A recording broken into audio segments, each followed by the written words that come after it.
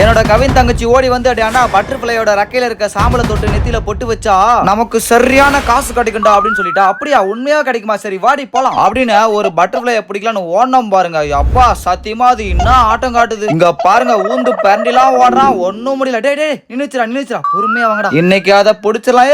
ஓடுது புடுறாடே. சத்தியமா நாங்க இவ்வளவு பேர் இருக்கிறோம், ஒரு பட்டர்ஃபிளைய பிடிக்க முடியலங்க. இந்த சோளத்தட்டுக்குள்ள ஓடியே என் கைய புல்லா கீச்சு விட்டுதான் மிச்சம். டே பசங்களா, பிடிக்கவே முள்ளடாடே. எங்க பாரா, என் கை புல்லா டாக்கா போட்டுச்சு. சரி எப்படியாச்சும் பட்டர்ஃபிளைய புடிச்சு போட்டு வச்சு பெரியலா இல்லன்னு பார்த்தா வேலைக்கே அவளுங்க. இந்த பட்டர்ஃபிளைக்கு எவ்வளவு குசும்புந்தா கை கிட்டே பறந்து போகுது பாத்தீங்களா. அவளை வச்சுக்கண்டி உன்ன ஒரு நாளைக்கு.